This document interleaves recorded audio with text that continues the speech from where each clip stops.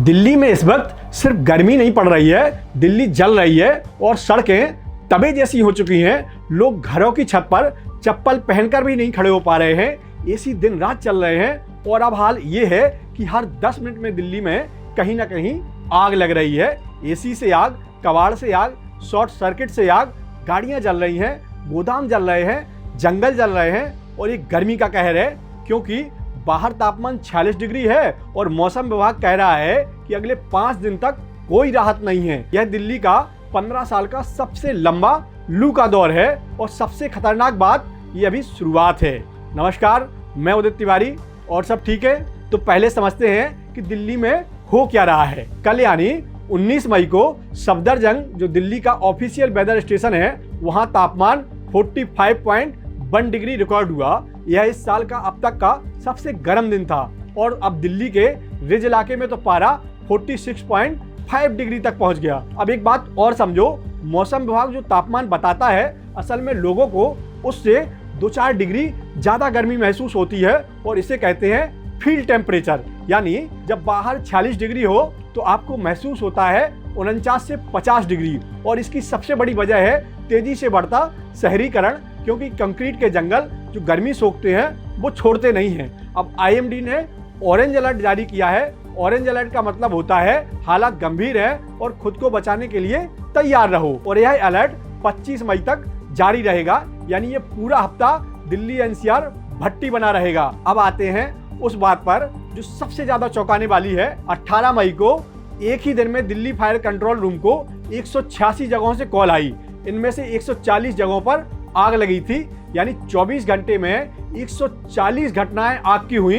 हिसाब लगाओ तो हर 10 मिनट में एक जगह आग लगी। न्यू अशोकनगर थाने के मालखाने में आग लगी और वहां 58 कारें, 40 bike, 4 auto, 3 tempo, 5 e rickshaw और 20 पैडल रिक्शा जलकर खाक हो गए। रोहिणी के जंगल में आग लगी तो 40 फायर कर्मी 10 घंटे तक जूझते रहे। अब आप सोचेंगे आखिर इतनी आग क्यों लग रही है? तो भैया, इस गर्मी में पेड़, घास, पत्ते सब इतने सूख जाते हैं कि एक छोटी सी चिंगारी भी बड़ी आग बन जाती है। घंटों चलने वाला एसी ओवरहीट होकर शॉर्ट सर्किट करता है। बीड़ी सिगरेट का जला हुआ एक टुकड़ा कबाड़ पर गिरा और आग लग जाती है।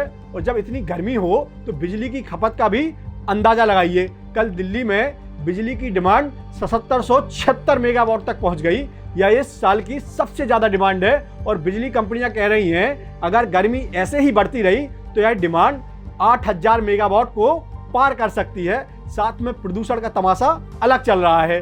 दिल्ली का AQI कल 208 था, यानी हवा खराब श्रेणी में है और यहाँ ग्रेप लागू हो गया है।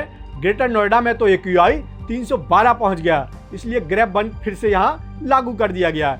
ग्रेप यानी ग्रेटेड रिस्पॉन्स एक्शन प्लान, मतलब प्रदूषण के हिसाब से पाबंदियां लागू होती हैं। खुले में कूड़ा जलाना बंद, निर्माण साइटों पर सख्ती और पानी छिड़काव जरूरी हो जाता है। और अब वो सवाल जो सबके मन में है कि यह गर्मी कब खत्म होगी, तो सुनिए, 26 मई के बाद बारिश आ सकती है।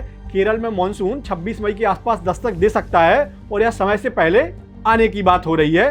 केरल में मानसून धीरे धीरे उत्तर की तरफ बढ़ता है और दिल्ली तक पहुंचने में आमतौर पर जून के आखिरी तक का वक्त लग सकता है। तो फिलहाल अभी कोई राहत की खबर नहीं है, जून तक इंतजार करना होगा। यूपी के बांदा में कल 48.2 डिग्री टेम्परेचर दर्ज हुआ और ये पूरे देश में सबसे गर्म शहर रहा।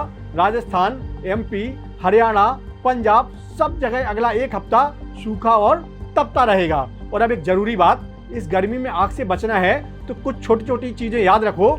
एसी को बीच बीच में बंद करो, उसे आराम दो। गैस सिलेंडर इस्तेमाल के बाद नीचे से रेगुलेटर बंद करो। घर में MCB जरूर लगाओ। एक छोटा सा डिवाइस होता है जो शॉर्ट सर्किट होने पर बिजली खुद काट देता है। और छत पर जाने का रास्ता हमेशा खुला रखो। आग लगे तो भागने का रास्ता बंद ना हो, क्योंकि यह गर्मी सिर्फ मौसम का मिजाज नहीं है, यह एक चेतावनी है।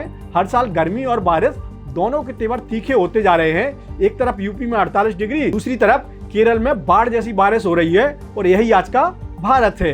अगर अभी नहीं चेते तो आने वाले सालों में यही नॉर्मल बन जाएगा।